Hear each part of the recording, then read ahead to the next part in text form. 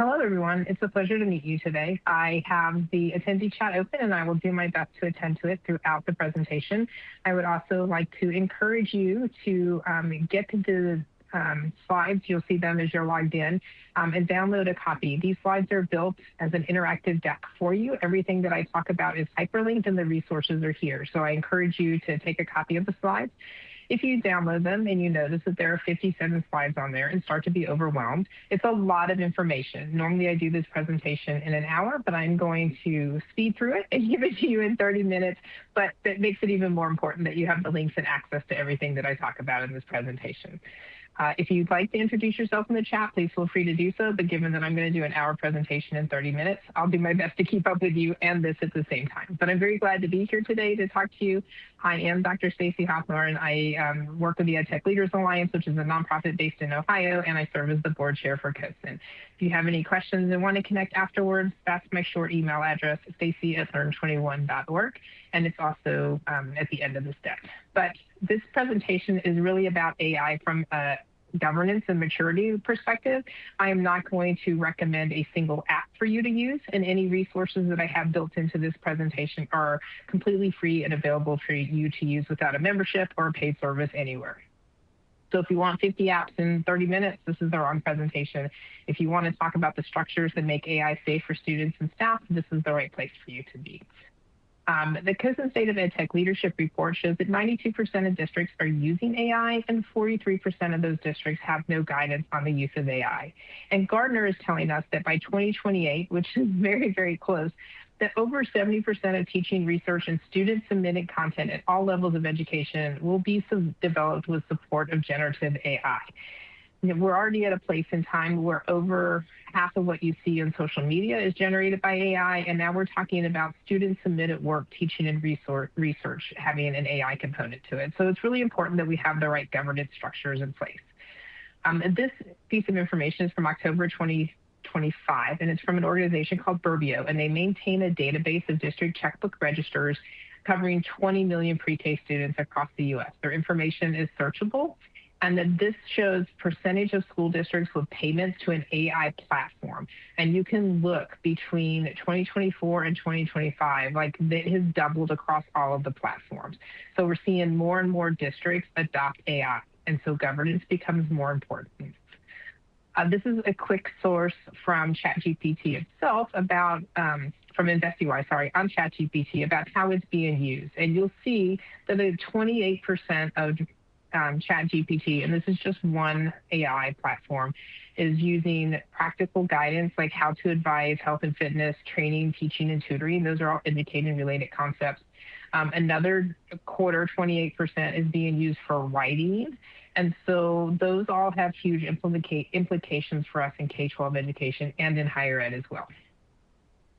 So what I want to talk to you about today is making sure that AI is not a solution in search for a problem, and we need leadership and vision for that. And a lot of times in education, we put technology in as a solution looking for a problem, and we don't want that to be the case. Side note, really happy to see all of you coming in from Georgia. No offense to Penny from California. I'm glad you're here as well. But I grew up in Georgia and went to high school in Georgia, so I'm a big Georgia fan. So thanks for my Georgia friends out there. So these are some of the outcomes that we're going to have today. We're going to talk about the CoSN GenAI Maturity Model. I'm going to give you some information about mitigating risk when it comes to AI. I'm going to give you some action steps if you want to do a 90-day action plan, and then access to exemplar resources. We'll talk about the landscape of AI, vision and governance, ethics and guardrails, data privacy, huge implications, academic integrity, people, use cases, and the action plan. So the CoSN GenAI Maturity Tool looks at 7 different domains of AI, and the title here is the hyperlink that will take you directly to the tool. Executive leadership, operational, data, technical, security, legal risk, and academic AI literacy. And we'll talk a little bit about each of those. So when we talk about executive leadership readiness, we're really looking at, does GenAI align with the missions and goals of the district? Cross-functional AI teams, board updates and measurable KPIs, and then policy. So this matters because district leaders are going to set the tone, and without a shared strategy and oversight structure, AI adoption stays ad hoc and risky. The second domain is operational readiness, And this matters because it is going to prevent shadow AI purchases. It ensures that every new tool is screened for ethics, privacy, and cost. And shadow AI is AI that you don't even know that you're using, or an app that has AI built into it that you don't even know exists. So if we are operationally ready, you'll catch all of those.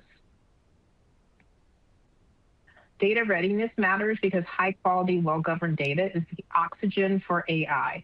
Weak data breeds bias and bad predictions. Now, you can have bias and you can have bad predictions with good data, but it's going to be significantly worse with bad data. So making sure that your data is ready is very important. Next is technical readiness, and this ensures that the infrastructure can support AI securely and that rogue tools don't slip in via the back door. And that's really important to keep your cybersecurity safe and your student data privacy safe. Security readiness is really important because AI introduces novel threat actors. Weaving into existing security posture closes the gap before attackers can exploit them. Cybersecurity is the number one concern of CoSN's 2025 State of EdTech report and the newly released 2026 State of EdTech report. And with the recent Canvas security incident, you can understand why making sure that you are ready from a security perspective with any AI-enabled app is essential. Next is legal risk and readiness. And this matters because proactive legal groundwork avoids costly disputes and accelerates remediation when things go wrong. Using the recent Canvas Instructure incident, districts that had a data privacy agreement in place with Canvas and Instructure have different remedies that are accelerated compared to districts that went ahead and signed an agreement with Canvas and Instructure without that. So that's very important as well. And then the last piece that was added on here is academic AI literacy and readiness. Students and staff cannot leverage AI safely or creatively without explicit literacy, ethical grounding, and equitable access instruction. And one of the things that I spend a lot of my time on is the current screen time debate and the call to de-screen education. And it's really interesting that earlier this year, the American Academy of Pediatrics even came out and said, taking screens away doesn't solve the problem. Literacy, media literacy, digital literacy, AI literacy is essential, and that's what we really need to be focusing on. I don't know why the slides on my end are showing that the letters are jumbled. They weren't originally, so if your copy is messed up, I can always get you a clean copy. So the GenAI maturity model is designed to be a self-assessment. You go through it with a team at your district. I know you'll go through all 7 of those domains, answer questions, and then you'll be able to say, okay, here's where we are, and here's what we need to do so that we have the right structures in place so that AI is used safely within our ecosystem. So again, completely free, go through it at your own pace, take a team with you, and try it out. So yes, you can download that. When you click on that, it'll let you download a spreadsheet and everything's in there. So it's all, yeah. Good question, Sally, thank you. So next we want to talk a little bit about vision and governance. And when you think, and this is one of my isms, I have isms. I'm old, so the older I get, the more isms I have. One of them is every rule, policy, and procedure you put in place today has the potential to become a barrier to innovation tomorrow. So let's not try to put in 1,000 new policies and rules and procedures, and I have policy with a small p, not a large p, about AI. Let's think about where we have existing policies that are actually able to help us with this. So does our responsible use policy specifically call out AI? Probably not if it was written 3 or 4 years ago, but does it cover the applicable uses of AI? Probably does. So rather than rewriting it, look at what you have. Does your academic policy already talk about plagiarism and non-appropriate use of resources? It probably does. It may not specifically call out AI, but you probably don't need an entire new policy. Your data privacy agreements already have language, even if they were written in a pre-AI world, that are going to be applicable, and your board policies probably have things that are covered. So before you try to rush and make a whole bunch of new policies, look at what you have and see if it actually does cover you without the specific use of the word AI, letters AI. And if not, where do you need to make minor adjustments? Because we don't know what the future holds, and we want to keep our school system safe today, but we don't want to inhibit innovation in the future by creating rules that are too rigid. Two districts that I'll share as exemplars, because I promised I would give you exemplars, is Peninsula School District in Washington. My friend Chris Hagel is the CTO there. And he has a very good AI policy, and they have a transparent policy, FAQs, and approved tools list, completely available, freely available for anyone. He knows that this is in my presentation, so you can go to their district website. Again, when you get the slides, that's a hyperlink you can just click on. Otherwise, it is a short URL. Another exemplar is Delaware City Schools in Ohio, and they talk about their AI from 5 different lenses, which is human agency, compliance, data privacy, AI literacy and ethics, balance, risk and benefits, and continuous review. That's not a short URL, so you'll definitely want the slides if you want to go look at Delaware City Schools AI policies. But again, Jen Fry is the CTO there. She's amazing. She knows I have this in my presentations and is happy to share it. Chris will be there next year. Jen's retiring, so if you like her stuff, reach out to her now. You'll see her contact information on that website as well. So released by NIST in January 2023, the AI risk management framework helps any organization weave risk thinking into the design, development, deploy, and use of AI systems. It also leaves room for you to tailor to local goals and resources. They use a 4-function life cycle, which keeps risk conversations continuous. So those 4 functions are going to be govern, map, measure, and manage. This framework was built for alignment and not trying to reinvent the wheel. So it has crosswalks to link it to the NIST cybersecurity framework and sector standards, which is an easy bridge to the CoSN AI maturity model that we already talked about. One of the things I like about it is it focuses people and process over technology. The framework repeatedly stresses diverse, multidisciplinary teams and ongoing reviews, echoing the message that AI strategy is culture first and continuous. So this is another great resource as you're looking for mitigating risk related to AI. So let's talk about ethics and guardrails. There are a couple of really good frameworks that are out there. One is the UNESCO Teacher AI Competency Framework. It has 15 competencies across 5 dimensions. You'll see the 5 dimensions there on the slide. And the competencies are categorized on 3 progression levels. So for each of those 15 competencies, teachers would rate themselves as acquire, deepen, and create. And it focuses on the things that matter in the classroom. It's, again, freely available and hyperlinked as well. This slide, I know, is a lot to try to read, but this is really something to think about. It's from the World Economic Forum. It's linked, even the World Economic Forum calls AI literacy a core competency in education. The Future of Jobs report in 2025 said that AI is expected to disrupt nearly every industry, shifting the skill sets required across global labor markets. This graph shows relative growth of AI by industry from 2016 to 2024. And I know it's an eyesore, but the thing that you need to look at is the very top line is technology, information, and media. So AI has really accelerated in growth there. It's gone up over 400%. The second most disrupted industry is education. AI use has gone up over 250% since 2016. And so that's kind of mind-boggling when you consider it's gone up more than it has in financial services, government and administration, transportation, logistics, supply chain. Like, who wouldn't want to use AI in those types of problems? So it is disrupting our industry.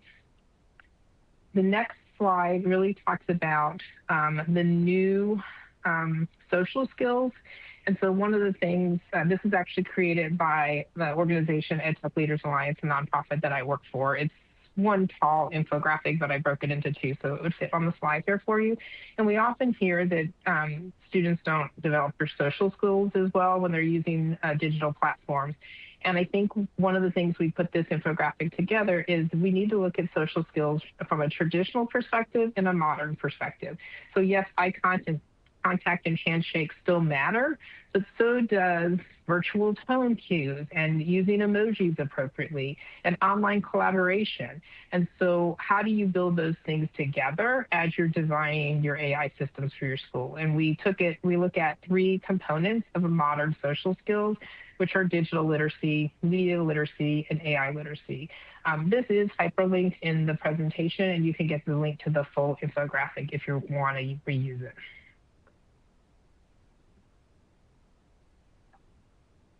All right, so this is from the Office of Education Technology, which originally we thought was gone from the Department of Education. Now we found out last week is not gone. It's moved under another office, but not all of the resources are still fully available. But this was from OET.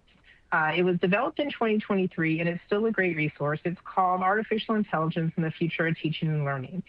And what was really a key defining moment in this report is when the secretary at the time said they envision a technology-enhanced future more like an electric bike and less like robotic vacuums. On an electric bike, the human is fully aware and in control, but the effort is multiplied by complementary technology. So this report looks at 7 domains on AI in the classroom and how do we keep the human in the loop in those types of things. So I love this report. Again, hyperlinked. Hopefully the link still works. It's a little iffy with OET being taken down. Next, this is from the Center for Democracy and Technology. They are a nonpartisan, nonprofit organization working on civil rights and civil liberties in a digital world. And they have a phenomenal resource on non-consensual deepfakes, AI in education, and I think you'll really appreciate this link as well. All right, we're getting into data privacy. I'm sorry, I'm going really fast, but I want you to see what I'm talking about here. You have the links and everything. And again, feel free to email me. I'm happy to answer questions. Connect with me on LinkedIn. Stacy Haw, S-T-A-C-Y-H-A-W is my LinkedIn.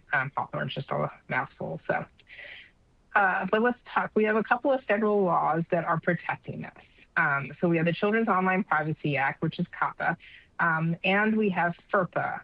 Both of those acts were FERPA's from 1974 and COPPA is from 2000. And both of those were put in place in a world with no AI, in a world with no cell phones, in a world with no iPads. There is a lot in that. And those are still very good laws, but they are very old. And so we really need to that's why you see a patchwork set of state laws coming into place. There are currently over 40 states that have data privacy laws in place.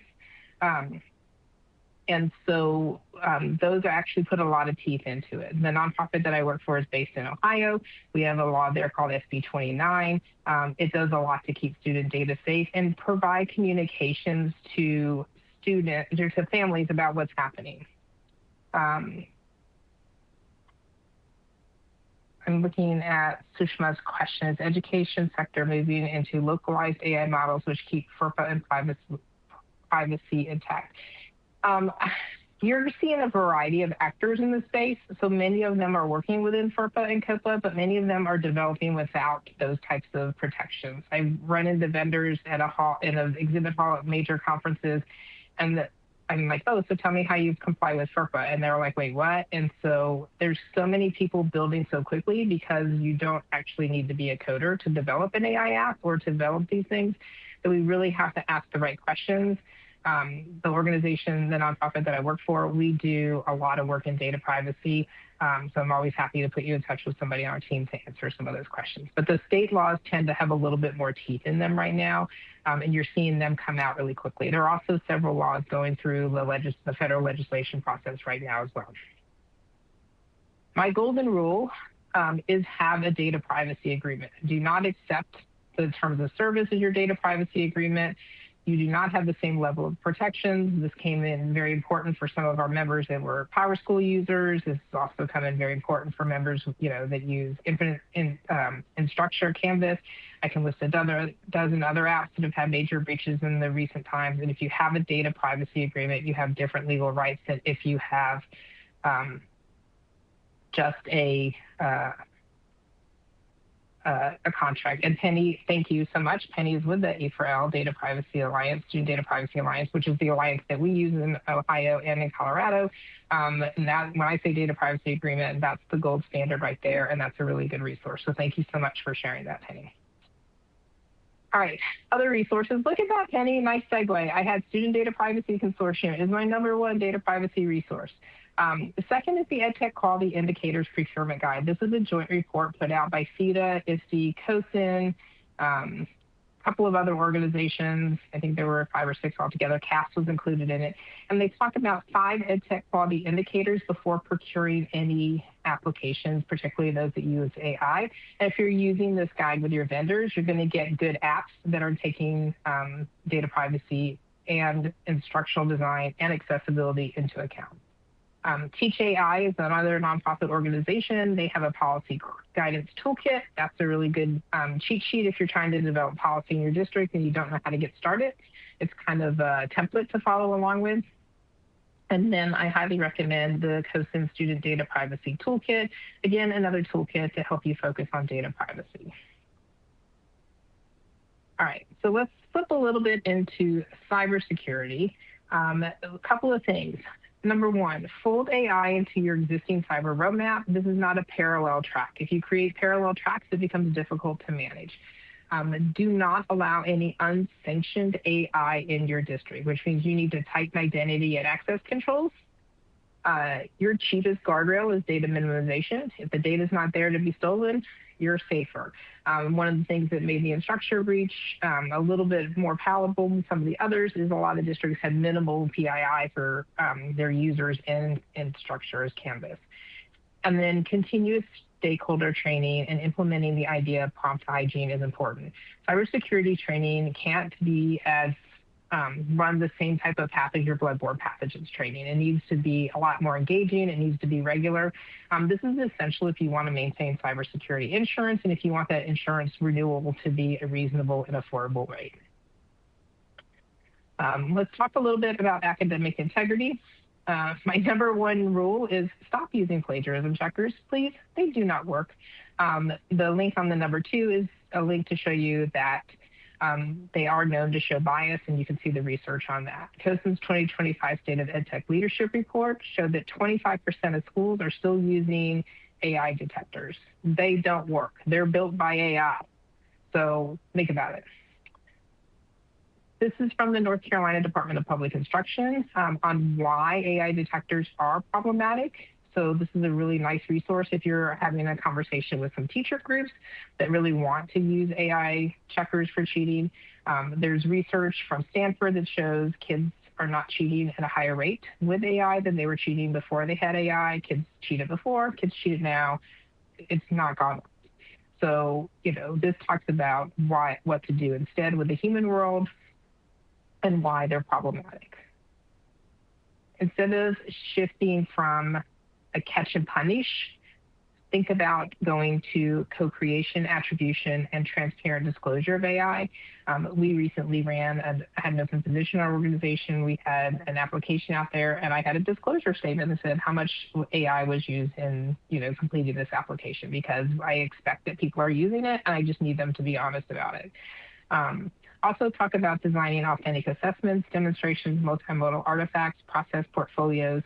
The EdTech Leaders Alliance is actually hosting a webinar in June about some great assessments that are AI resilient. One of my colleagues who's a teacher is going to be hosting that completely free. Feel free to send me an email. Happy to give you a link. This is from Dr. Sarah Eaton, and I really appreciate her work. And she talks about the fact that we are in a post-plagiarism world right now, and these are the 6 tenets of a post-plagiarism world. I believe this is from 2020. This is a couple years old, but it still hits. And so human AI writing will become the norm. Human creativity is enhanced. Language barriers begin to disappear. The one that's essential to me is that humans can relinquish control, but not responsibility. Attribution is essential. And the historical definitions of plagiarism don't apply. So we have to learn to adapt to that. Again, this is from the North Carolina Department of Public Instruction. They do a lot of really cool things out there. And we're talking about, they recommend using this chart when you're a teacher to talk about when a student is able to use AI. So red, yellow, green, this is red AI free, this is AI assisted, this is enhanced, or it's just an AI empowered assignment like Go Wild type of thing. So it's just another way to foster that conversation between the teacher and the student. All right, let's talk about people. All right, you have people that are going to jump on AI. You have people that aren't going to jump on AI in 4 minutes. I'm going to do my best to get through 12 slides. Change is a very personal process. Supporting educators and staff members with this change is crucial. Our teacher preparation programs have not kept up with the pace of change, and it's essential as schools that we provide opportunities for professional growth for our staff. So these are a couple of things to keep in mind about change management. I often hear people say, well, I'm not really a techie teacher, or I'm not really tech savvy.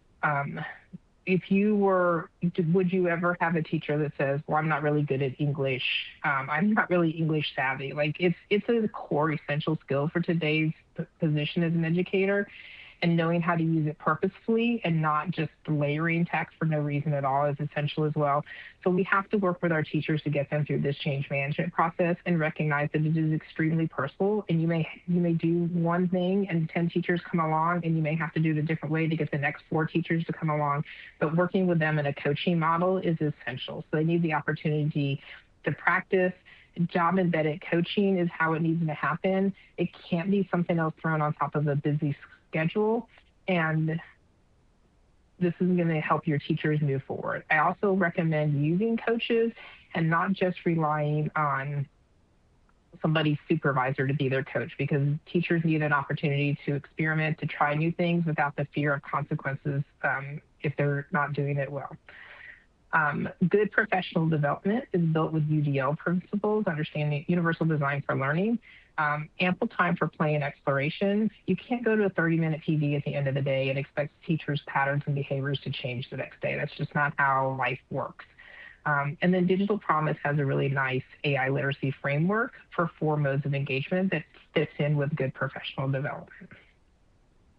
All right, some use cases of using AI. This is a really neat tool. It's called Darcy. It's from a school district, and they actually took all of their curriculum resources, made a chatbot, and allow their teachers to now search that chatbot called Darcy. And you can read a little bit about Darcy at the link. You can't actually access Darcy because it's locked down for their school district. But it really helps their teachers understand their curriculum materials and bring it to life for them.